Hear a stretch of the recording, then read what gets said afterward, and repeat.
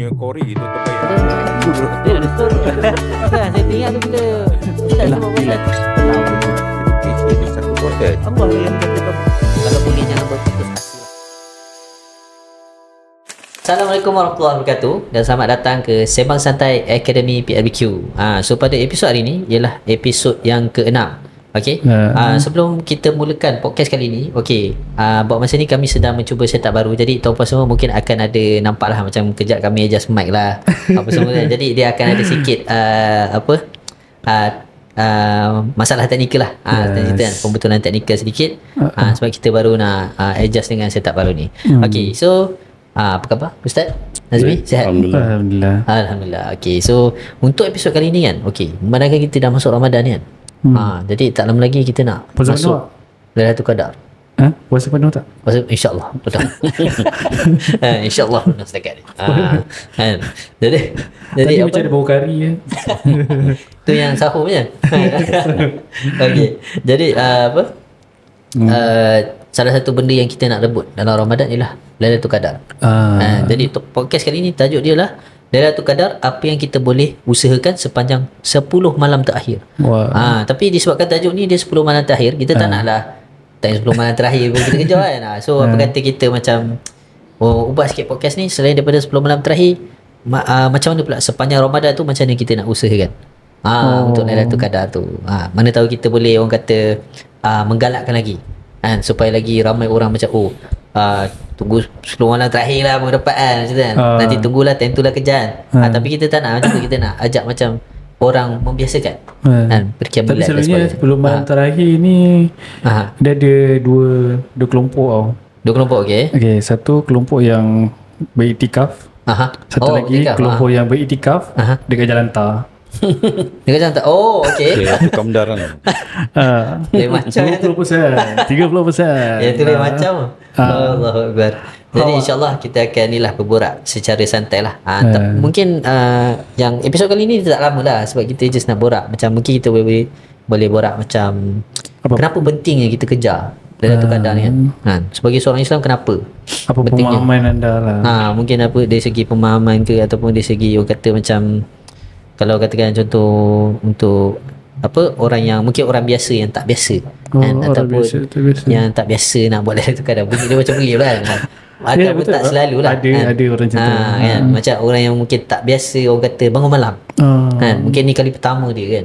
Jadi macam mana dia mungkin ada orang bangun malam dia tidur balik kan. Tapi ni sebab puasa dia lain sikit kan. Macam bangun malam nak buat apa kan, takkan nak tunggu sahur, betul tak? Betul. Mungkin dia kan pasal benda tu kan. Masuk bismillah. Okay. Pasal macam mana saya nak bangun malam lah. Sebelum ni saya cerita pasal macam mana Ramadan ni dia jadi satu, dia mengajar kita satu rutin kan. Dulu ada episod lepas kan, boleh tengok macam mana dia ajar kita daripada pagi sampai malam, kita macam mana kita mengatur masa tu dengan elok. Padahal kenapa kita masa bulan Ramadan kita boleh buat macam-macam ibadah, sedangkan masa bulan lain kita lihat sikit. Yalah, berat. Walaupun dia punya orang kata ibrah dia adalah pahala-pahala yang kita boleh dapat kan. Kita kejar pahala dia lagi-lagi macam malam Lailatul Qadar kan. Masa dulu masa sekolah rendah kan, ustaz pernah cerita, tak tahu ustaz ni gebang apa kan. Kata kalau bulan Ramadan ni masa tu malaikat turun, bila kalau sujud tu macam ada air laut itu kan. Air laut? Macam air laut dia membasahi orang yang bersujud kan? Macam bunyi orang kata suasana tu. Nak ke suasana tu. Dia nak ke suasana tu. Dia kira macam tu lah. Macam tu dah. Tu macam-macam lah cerita. Bila macam kalau nak minta PS5 daripada langit turun, tak tahu ustaz tu gebang. Tapi macam dia nak menggambarkan macam kemakbulan doa yang kita buat tu memang insya-Allah lah, bukan memang akan dapat luar biasa lah. Dipermudahkan daripada cara mana, wallahu a'lam. Betul. Sekarang kita nak balik pada soalan, kenapa kita sebagai seorang Muslim perlu mengejar keutamaan ataupun makna Lailatul Qadar? Mungkin kita ustaz mungkin ustaz boleh cerita lah kenapa kan. Sebab macam Nazmi dia bila macam tadi dia cerita, ustaz dia cerita time ni lah bila Malaikat semua tu. Jadi dia memberi inspirasi dari situ kan. Tapi kalau untuk kita nak memahami apa mana sebenar dia kata jadi mungkin Ustaz boleh explain sikit lagi kan. Apa kita kalau bulan puasa ni malam Lailatul Qadar kalau boleh penjam tu cuba usaha dapat. Bismillahirrahmanirrahim. Assalamualaikum warahmatullahi wabarakatuh. Waalaikumsalam. Basically dia berbalik kepada Ramadan ini satu daripada rukun Islam kita kan. Kita diwajibkan berpuasa kan. Bahawa yang sebelum tu yang tujuan berpuasa tu kan. Dalam ayat Al-Quran dah jelas menyatakan tentang supaya bertakwa lah kan. Jadi semua ibadah tu adalah menuju kepada ketakwaan. Mana itu dia punya apa orang kata seruan utama dia lah. Mana hidup ni memang untuk kemuliaan ni dan bertakwa kepada Allah Subhanahu wa taala kan. Jadi dalam bulan Ramadan ni dia ada satu khususan lah, satu dia punya amalan dia kan. Ramadan tu berpuasa, kedua tu ibadah-ibadah khusus dia yang diberikan berbagai-bagai ganjaran besar berbanding dengan bulan-bulan lain. Jadi bulan Ramadan tu dia ada satu malam yang kita panggil malam Al-Qadar. Lailatul Qadar, Lailatul tu malam. Al-Qadar tu malam ditentukan sebenarnya malam tu ada sesuatu berlaku lah. So dia berlaku 10 malam dikabarkan dalam hadis dia berlaku 10 malam terakhir. Daripada 30 hari bulan Ramadan tu ada 10 hari terakhir tu ada satu malam sebagaimana surah Al-Qadar kan. Jadi disebut tentang apa yang berlaku malam tu. Sebelum tu tentang penurunan Al-Quran dan nuzul Quran. Walaupun orang berbeza pandangan tentang benda itu, malam tu ialah malam diturunkan Al-Quran dan juga urusan manusia kan. Jadi memang besar artinya dalam bulan Ramadan tu ialah malam satu daripadanya kebesaran dan kelebihan yang Allah sebut tentang dia punya kelebihan dia 1000 bulan kan. Jadi malam tu kita dalam sepanjang bulan Ramadan tu sepatutnya kita memang dah kita ketahui lah tentang Allah Buddha. Dalam Al-Quran disebutkan tentang berlakunya malam Al-Qadar ni dengan jelas benda tu kan. Jadi berlakunya bila cuma tidak dispesifik antara 10 malam terakhir tu bila tu tidak ada ketentuan yang tak ada tarikh dia. Tarikh yang jelas tarikh lah. khusus, Walaupun disebut tentang malam ganjil waktu berbagai-bagai lah orang berbagai pandangan kan. Tapi bagaimanapun untuk dapat tu memang kita buat je lah. Betul. Sebab tu dia kalau amalan ni nak mudah, walau cuma kita hari ni digembar supaya datangkan orang kata rasa excited ataupun kita nak capai kan, nak rebut bayang aku kita pahala dia digandakan beribu-ribu kali kan. Jadi semua orang sepatutnya mengambil peluang lah. Tapi kalau kita sebenarnya yang kena perlu ada dalam jiwa kita tu ialah tadilah maknanya nak menzahirkan ketakwaan kita tu, ketundukan kepatuhan kita kepada Allah Subhanahu Wa Taala tu mesti dia bermula daripada sebelum tu lagi. Dia sebenarnya memang kita boleh mendidik pada masa tu kan. Tapi seruan untuk kita bertakwa ni dah memang sentiasa kan. Cuma dalam bulan ni dikhususkan ada ganjaran yang tertentu. Kan, maknanya bulan tu ada sesuatu yang kita boleh mengambil dia punya pengajaran dia daripada ibadah tu sendiri kan. Yang boleh kita simpulkan bahawa kita berpuasa berlapar siang hari dan kita menahan bukan sekadar fizikal kita kan, tapi jiwa kita tu, nafsu kita tu yang kita kalau boleh siang tu kita dah kawal daripada kita nak makan minum semua dan melakukan benda-benda yang membatalkan puasa. Dia malah itu yang sebenarnya untuk kita timbulkan rasa mudah untuk kita beribadah. Praktis Tambahan pula dia bagi pula satu malam yang bukan sekadar itu saja. Dia punya ganjaran yang lipat ganda berganda dalam bulan Ramadan. Dan ada pula satu malam khusus, malam Al-Qadar tu. Jadi memang sepatutnya lah kita sebagai orang yang beriman, kan, kita tiap apa yang kita lakukan atas dorongan iman.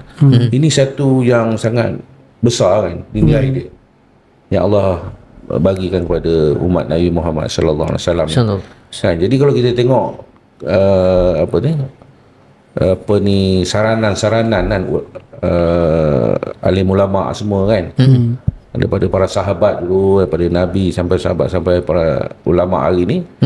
Jadi dia nak mengobar-ngobarkan benda tu, kan, maknanya dengan keimanan kita yang ada tu, kita akan dapat lagi keteguhan dia tu bila kita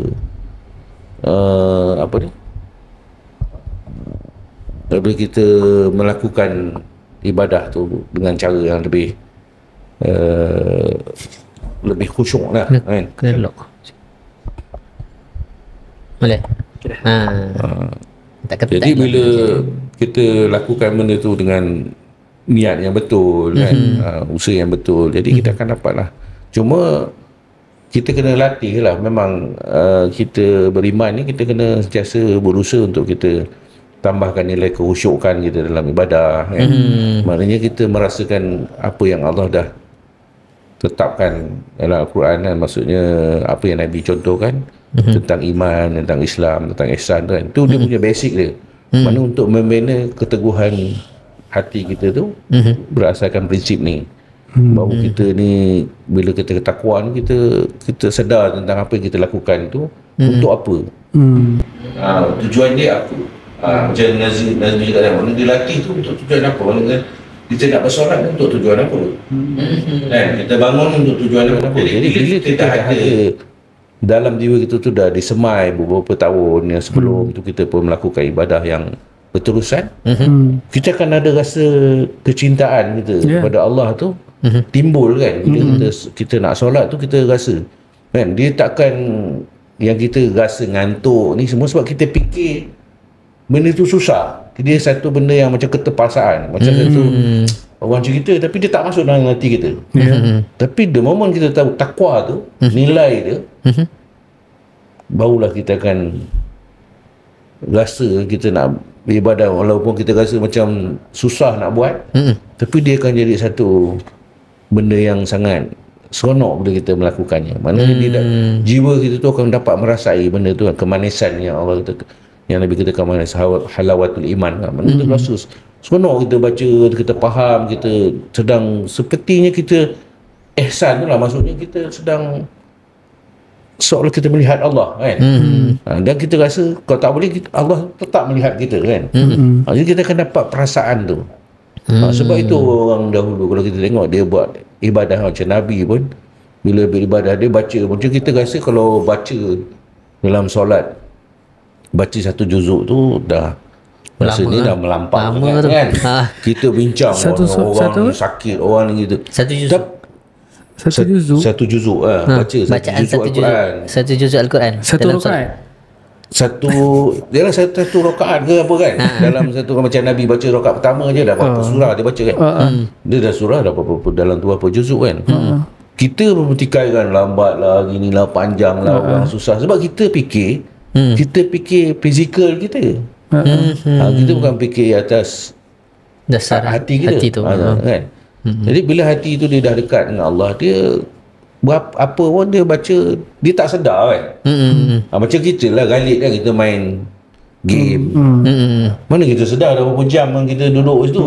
Kita tengok dah, kita macam orang kata apa, orang kata bukan mendalami apa tu, dia immerse, dia macam dia macam dia dah serap dalam dia kita, kan. Dia itulah yang sebenarnya kita nak terap ibadah-ibadah ni dengan kita keimersifan, dengan kita merasakan Allah melihat. Itulah yang kita sebenarnya dalam dunia ni, untuk apa kita buat benda ni semua, kan. Jadi itu yang sebenarnya untuk kita bina benda tu lah. Jadi bila malam-malam yang Allah janjikan ni dengan kebaikan, kebesaran macam tu, memang kita Orang kata 10 akhir tu memang akan kita manfaatkan lah. Kan, kita akan manfaatkan sebab ada ganjaran yang memang Allah sediakan untuk kita nikmati benda tu kan. Jadi kita lakukan semata-mata kerana Allah. Memanglah orang kata tak adalah kita melakukan sebab pahala tu, sebab ibadah tu jelas dia memang tujuan dia tu kerana Allah. Ganjaran ni Allah yang sediakan. Betul. Jadi mengharap kepada ganjaran Allah tu tak salah. Betul. Tapi yang salah ni kita kadang tujuan kita buat tu asalnya dia macam jadi macam event kan. Maksudnya masa tu nak buat, tapi buat tu pula masa tu je. Dia jadi event. Memang betul pahala banyak semua tu kan. Jadi iman ni sebenarnya dia nak mendidik kita perkara-perkara tersebut lah, supaya kita betul-betul hati kita tu dah memang terdekat dengan Allah tu. Dan kita rasa segala yang Allah bagikan tu, itu janji Allah, dia tetap akan bagi. Yang kita kejar tu ialah redha dia tu. Kita nak dapatkan keikhlasan kita dapatkan. Baik itu keperluan kita sebagai hamba, dia sebagai Tuhan Allah, Rob kita kan, yang menciptakan kita. Jadi bila kita dah dapat, orang kata dia punya keadaan tu, suasana tu, kita tidak lagi macam bangun malam ni macam satu yang berat bagi kita. Kita memang terjaga tu. Solat dulu. Kita terus nak macam tu ya, kalau biasa kita bersiap-siap kan, kita bersihkan diri dan kita terus menghadap Allah. Jadi kehidupan kita tu akhirnya dia akan blend dengan apa yang kita buat pun mesti kita sandarkan kepada Allah Subhanahu Wa Taala. Tauhid nilai yang kita nak bawa dalam kehidupan kita kan.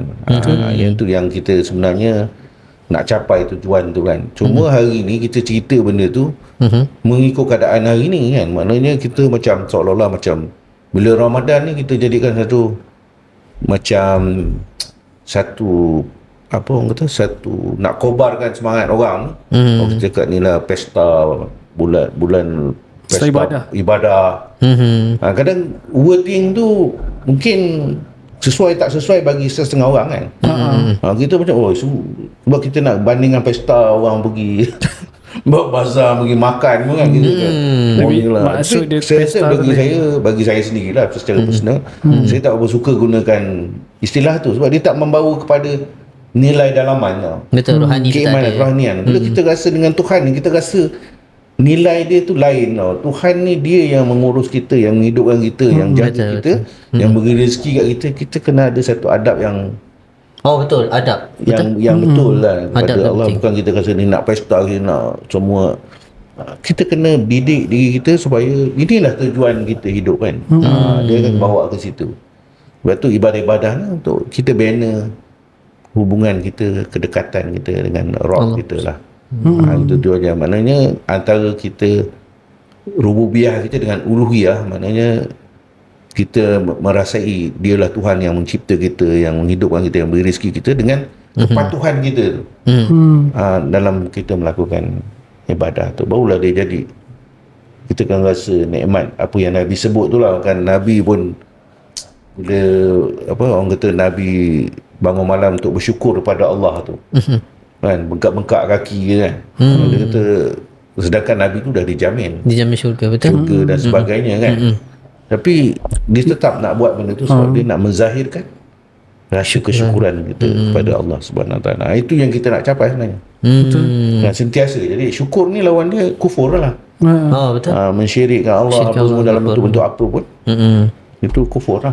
Jadi kita buat tu tujuan kita nak menzahirkan kesyukuran kita kepada Allah Subhanahu Wa Taala. Yang itu sebenarnya kita nak capai kan kat dunia. Itulah yang kita nak capai supaya kita mendapat berusaha mencapaikan akhirat yang tadi Allah bagi ganjaran apa yang memang pasti Allah akan janji. Allah dah bagi benda tu kan. Jadi kita tidak lagi kita bulan-bulan yang datang 12 bulan ni kita walaupun ada kelebihan tu, tapi kita tetap akan buat dia dengan nilai-nilai keimanan dia lah. Betul. Jadi kita bila buat benda tu, tentulah apa yang Allah janjikan ganjaran tu, supaya memang pun antara ganjaran ini untuk memberikan kita rangsangan pada kita kan. Dalam ibadah, kenapa Allah bagi gandakan puas budi ni semua untuk beri rangsangan pada naluri jiwa manusia tu kepada sesuatu yang dia sukalah. Betul. Oh, tapi dia sangat ni lah pada saya, benda yang sangat menarik bila Ustaz sentuh tu adalah berkenaan macam adab. Dia sebab kita kadang-kadang ni kita, yalah, bila kita terlalu fokus dengan nakkan pahala tu kan, nakkan ganjaran tu, kita sampai terlupa adab kita dengan Tuhan kan, adab dengan Allah. Even macam sekecil-kecil perkara pun, contoh berdoa kan, even doa pun ada adab dia kan, ada cara dia. Tak ada kita berdoa tu sampai wow kan, tapi dia ada adab dia kan. Dia ada, maksudnya kita dalam Islam ada akhlak dia. Jadi tu pada saya tu satu benda yang, yalah, macam even saya pun tak perasan benda tu. Macam contoh kita nak beribadah bangun malam kan. Kalau cerita pasal macam Nazmi tadi, dia bercerita macam mana nak usaha bangun malam kan. Usaha bangun malam, bukan usaha usaha untuk qiyamul lail bangun malam kan. Macam Ustaz cerita ni, maksudnya bila Lailatul Qadar ni kita kena tengok, bukan sekadar kita kena lihat kenapa kita buat tu, bukan sekadar untuk ganjaran semata-mata. Sebab dia macam Ustaz ada bagi pandangan berkenaan bila orang menggembar-gemburkan ibadah ni, ibarat macam, yalah, bukan semua orang lah, tapi macam dia pada ada setengah orang dia cuba untuk macam melawan macam nak menandingi yang macam contoh pesta makan kan. Jadi dia menggunakan pesta istilah tu kan. Cuma istilah tu yang bila kita fikir semula, betul juga kenapa sebagai seorang Islam kadang-kadang kita kena kongsi juga, tak boleh juga kita anggap ni sebagai pesta ibadah. Maksudnya kalau pesta ni macam sekali lalu je kan. Event. Time tu je event kan, macam event. Macam peristiwa sekali lalu je. Tapi kalau kita jadikan dia sebagai, orang kata, satu norma ataupun membiasakan orang untuk beribadah tu kan. Jadi dia akan mungkin mengubah perspektif orang. Aku nak solat ni sebab aku, untuk diri aku juga. Sebab nanti di akhirat kan, saya teringat ada satu, bila Ustaz sebut pasal benda tu, saya teringat ada satu ceramah saya dengar ni daripada Noman Ali Khan kan. Dia kata kita buat semua ni kan, mula-mula kita akan buat kerana Allah tau kan? Tapi nanti pada akhirat, masa kita berhadap dengan Allah nanti, setelah Allah berikan segala ganjaran pahala, dosa, semua tu dah diberi timbangan tu, nanti Allah kata, Allah bagi tahu kita yang sebenarnya kita buat ni semuanya untuk diri kita sendiri. Sebab Allah tak perlukan macam ni. Dia punya ayat dia, saya takut lah kalau salah cakap ni kan, dia macam sebenarnya kita yang memerlukan Allah. Allah tak memerlukan apa pun daripada kita. Jadi apa yang kita buat tu kan sebenarnya berbalik dekat kita. Jadi tu yang saya terfikir, macam bila Ustaz cerita pasal pentingnya pasal berkenaan adab semua tu, benda tu memang macam zaman sekarang ni kita kurang tekankan. Adab, akhlak kan, terutamanya dalam beribadah memang amat kita masih lagi, orang kata, belum teguh lah. Belum cukup teguh. Tapi bagi saya macam dia tadi macam method saya tu kan, maybe dia nak jadi satu kebiasaan, betul. And then dia jadi satu praktis. Maybe kita macam tadi kan, pesta ibadah lah apalah semua tu kan, maybe dia mengajak untuk jadi satu praktis. And then dia kena ada satu tahap ni, jangan lepas habis dia jadi praktis ni, kena ada satu ni, mendalami. Betul, mendalami tu penting. Orang kadang dia dah buat tapi dia tak faham. Dia macam tadi lah, dia ikut je, kadang-kadang dia ikut je. Betul. Dia ikut mengikut je lah. Tu jadi event tu. Betul. Bila dia dah mendalami, dia tahu sebab apa. Itu yang dia jadi rasa khusyuk. Dia buat tu bukan malam Lailatul Qadar, tapi dia buat tu memang kerana Allah. Just malam Lailatul Qadar tu hanya malam Lailatul Qadar yang dia tahu efek dia macam mana, tapi dia buat tu sebabkan dia tu dia lalui tempoh tu. Dia tak rasa macam malam ni memang special sebab aku dah biasa, so pleasure tu datang sendiri.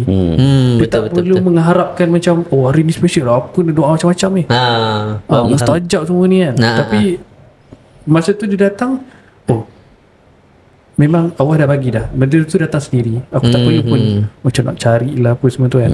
Betul. Dia teruskan lah, konsisten kan. Macam kita dah buat 20 hari yang pertama, bila masa malam tu kita cuma akan perhebatkan lagi lah, bertambah lagi. Gandakan lagi amalan, bangun malam kita baca Quran lagi kan, kita banyak sentiasa memohon keampunan pada Allah lagi. Kita sentiasa merasakan diri kita ada kelemahan yang banyak yang kita harap memang sangat pada Allah. Dia sebenarnya agama ni dia sebenarnya untuk membesarkan Allah kan. Betul. Mentauhidkan Allah, mengesakan Allah. Qul huwallahu ahad kan. Jadi ialah mengesakan Allah. Mana kadang kita dalam kehidupan ni kita mudah tergelincir lah. Kan. Betul. Mana cara kita berfikir, cara kita berperasaan, cara kita bertindak, semua kadang-kadang kita ingat kita diri kita. Dia nak supaya kita dapat hidupkan jiwa kita tu supaya kita sepenuh-penuhnya bergantung pada Allah Subhanahu Wa Taala. Dan itu pun yang diperintahkan oleh Allah. Mana kita nak menyucikan jiwa kita tu supaya kita tunduk patuh pada Tuhan yang satu ni. Dalam bentuk apa? Cara kita fikir kan, cara kita merasa, cara kita bertindak. Dia mesti benda tu jadi teras dia. Dia teras dia kan. Contohnya macam kita makan lah. Kita makan, kita kadang tak rasa kita makan tu besar nilai dia. Contohnya kita makan, kita kenyang, kita rasa sedap. Dia hilang gitu je. Dia tak ada rasa ini sebenarnya pemberian daripada Allah. Allah bagi aku lidah, Allah bagi dia, mana itu nilai keesaan kita pada Allah. Mana kita akan rasa ya Allah syukurnya kan. Walaupun sikit, walaupun banyak, dia tetap akan rasa nikmat kesyukuran tu. Jadi macam-macam lah kita buat kerja-kerja ni kan. Kita buat kerja, kita tengok wah ni kita punya effort, kita punya usaha kan. Selalunya kita ada benda macam tu, kita ada perasaan. Tapi semua itu adalah gerakan daripada siapa? Allah yang nak bawa kita kepada satu kebaikan kan. Lepas tu daripada itu dia akan menambah nilai ketaatan dan kesyukuran kita kepada Allah. Sebab kita tak pandang kita pandang siapa yang bagi kita mudah buat kerja tu. Kan sebab hari ni orang kurang nak bersyukur sebab benda tu. Kan kita nak mengungut je, kita nak itu nak kita ni. Kita banyak keakuan sangat. Kita rasa ini susah lah itulah. Tapi kalau kita balik kepada semua ni la haula wala quwwata illa billah. Tak ada kuasa, tak ada daya yang boleh menggerakkan satu apa tu kecuali dengan kuasa izin Allah Subhanahu Wa Taala. Itulah nilai yang kita nak bawa. Jangan sampai kita orang kata tersasar daripada situ. Dari situ nanti dia akan jadi kufur tu. Betul. Maknanya kita mudah lalai dan kita tak tahu yang bagi ni semua Allah, kita tak. Jadi dia akan rasa kurang bersyukur atas apa yang kita nikmati lah. Tapi apa yang saya perasan kan, apa doa apa yang kita minta untuk beribadah, contohnya lah kalau contohnya lah saya nak tidur, saya minta ya Allah bangunkan aku pukul-pukul ni tanpa buka alarm mostly dalam hidup saya akan bangun. Faham. Maksudnya apa, kita sebagai hamba kita tahu lah kita limit lah. Contoh kita penat, tapi kita nak bangun malam ni, takut terlajak ke apa kan, tiba-tiba lupa alarm. Tapi doa dulu, ya Allah, tapi dia pasal alarm kan, ya Allah bangunkan aku ni. InsyaAllah sebelum pukul 6 contohnya pukul 3, pukul 4 dah bangun tu, pukul 3.50 apa-apa tu memang kita dah bangun dah. Tu so far saya apa-apa yang saya doa supaya macam untuk memudahkan ibadah, mostly memang Allah bagi macam tu je. Allah mudah. Just tapi satu cabaran dia. Lepas dah bangun, masa itulah datang cabaran dia. Memang tak pernah miss. Kalau doa kan, Allah bangun aku, percaya memang betul-betul nak beribadah, memang tak pernah memang tak pernah tak terlepas daripada bangun tu.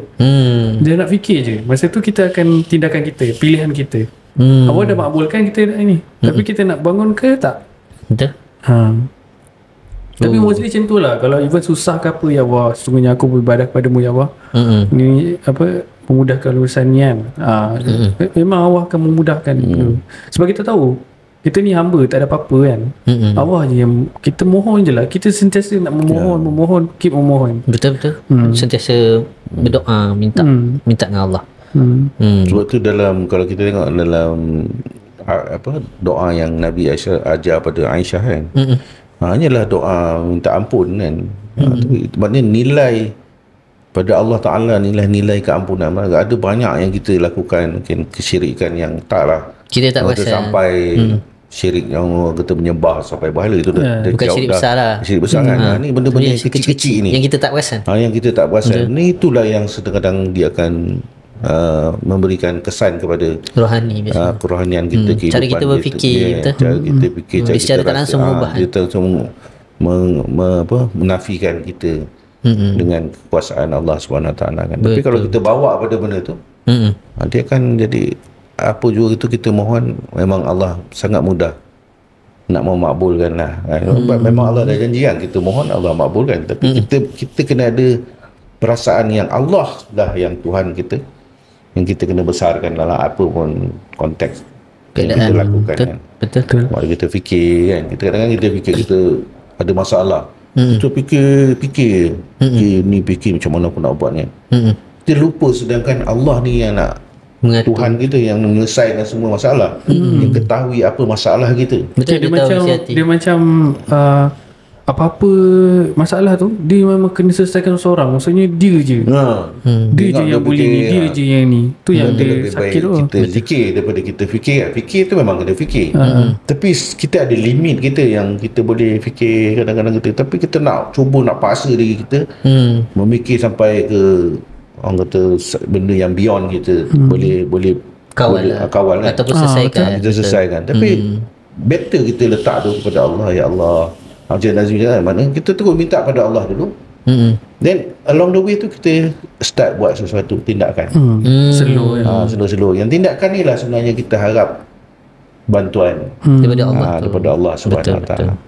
Kan, kalau kita tengok dalam apa-apa pun kejadian yang Rasulullah hadapi, kan, peperangan ke, kesusahan dan kepayahan dalam berdakwah ke apa ke, dia sentiasa kan, maknanya Allah tu ialah tempat dia nak serahkan semua segala-galanya apa kan. Betul. Dia hanya follow apa yang Allah tentukan. Dan dia susunkan. Sebab tu Nabi itu jadi contoh kita, sebab dia berikan ilham, Allah wahyukan dia terus. Okey ni kan. Dalam kehidupan kita macam itulah sebenarnya. Cuma kita bukan taraf Nabi kan. Nabi itu dia direct dapat terus wahyu. Allah bagi tahu kita kan. Tapi kita ada, memang malaikat akan sentiasa jaga kita. Betul. Dan kita dapat sesuatu tu kita, oh ya Allah, mudahkan aku macam ni. Aku mungkin fikir nampak kan, yang kita mampu untuk nampak je. Tapi Allah Ta'ala tak ketahui apa dalam dada kita, hati kita semua. Dia tak tahu fikiran, dia tak apa hati ke depan kita. Betul. Kan, apa akan terjadi pada diri kita. Itu yang hubungan antara doa dengan kehidupan tu lah. Kan? Dengan takdir Allah tu. Masya Allah. Dia benda ni menarik dia kan, sebab Lailatul Qadar ni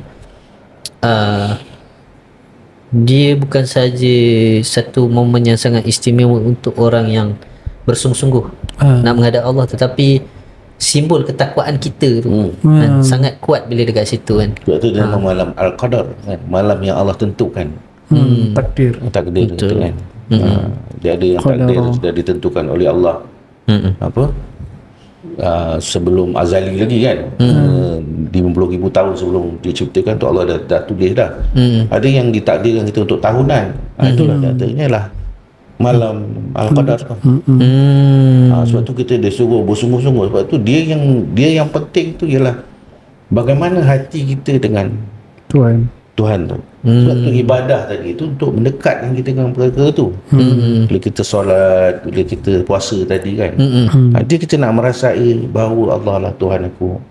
Allah lah satu-satunya kan, tempat kita mengabdikan kita, tempat kita minta pertolongan, yang menguruskan hidup kita, yang tentukan rezeki kita. Jadi barulah nanti dia akan redha apa juga bentuk apa kata takdir Allah tu, dia mudah untuk dia terima dan melalui keadaan dia punya redha dia tu lain. Sangat menarik ya tuan-tuan semua. Tapi antara ni lah saya boleh kongsikan sikit lah antara mungkin amal-amal yang kita boleh buat kan. Macam tadi Ustaz dah cerita kenapa kita kena usaha, bukan sekadar pada 10 malam terakhir tu, tapi sepanjang Ramadan tu kita usaha bangun solat malam kan, supaya kita kita menerapkan terus dalam jiwa kita tu, rohani kita tu macam satu persediaan. Macam tu. Jadi supaya kita biasa dah bersedia kan. Sebab nak dapat Lailatul Qadar ni semua orang akan berusaha, betul tak? Tapi kita tak tahu siapa kita dapat malam mana, tak tahu. Kan? Tapi sebab tu macam bila ustaz cerita macam tadi tu, ustaz sentuh berkenaan adab, akhlak. Jadi dia berkait juga dengan amalan. Maksudnya tak adalah macam tunggu hari malam ganjil dia buat. Dia tak ada macam tu, dia bukan macam tu. Maksudnya kita selagi kita boleh usaha, walaupun malam tu bukan malam ganjil, buat je. Supaya sebab kita, macam tadi ustaz cakap kan, awal-awal kita tak ketahui bila malam tu malam Lailatul Qadar. Jadi kita buat je kan, Lailatul Qadar tu buat je tiap-tiap malam daripada awal Ramadan sampai akhir Ramadan. Lepas tu bila dah habis tu, teruskan ibadah malam tu. Sebab dia macam tadi ustaz cerita, dia membentuk kekuatan rohani tu. Kalau kita, dia satu benda je yang saya boleh kongsikan dengan tuan-tuan semua kan, berkenaan bila sebut Lailatul Qadar ni kan, dia berkait dengan kita bangun solat malam ni. Kekuatan dia tu hanya orang yang melalui ataupun yang melakukan solat malam tu, dia je tahu macam mana Allah kuatkan dia. Kalau saya nak cerita dekat tuan-puan sana, nanti rasa macam tak logik. Tapi orang yang buat je dia rasa. Jadi kalau tuan-puan semua nak tahu rasa dia macam ni, tuan-puan semua kena buat. Jadi antara amalan lah yang kita boleh syorkan, macam saya syorkan lah sikit kan, antara amalan yang kita boleh buat sepanjang macam ni khusus 10 malam terakhir lah. Tapi boleh juga buat pada malam-malam hari lain biasa pun boleh. Contohnya macam tadi Nazmi ada sebut, Ustaz pun ada sebut Qiyamul Lail. Tu memang dah tentu lah kita bangun malam, buat solat tahajud, solat witir, solat sunat yang lain, solat taubat khususnya, solat apa satu lagi, solat tasbih pun boleh juga kan. Tu antara solat-solat sunat tu semua boleh usahakan semasa Qiyamul Lail kan. Selain tu baca Al-Quran. Kita baca Al-Quran. Kalau mana yang dah lancar baca Al-Quran tu, mungkin boleh pula tadabbur Al-Quran tu kan, baca tafsir, tadabbur Al-Quran. Dan selain daripada tu, kita ni lah berdoa dan berzikir lah. Itu antara orang kata amalan-amalan yang boleh kita buatkan untuk yang kita boleh isi lah pada malam, bukan saja pada malam Lailatul Qadar tu kan, bukan saja pada Lailatul Qadar tu, malah juga pada malam-malam yang lain juga sepanjang Ramadan ini. Okey. Jadi saya rasa sampai sini saja kan. Untuk podcast kali ni kita bincangkan tentang kenapa kita apa yang kita boleh usahakan untuk mengejar 10 malam terakhir tu, dan kenapa pentingnya Lailatul Qadar ni untuk umat Islam khususnya. Seperti kita semua, saya dan juga Ustaz Ghafar dan juga Nazmi kan.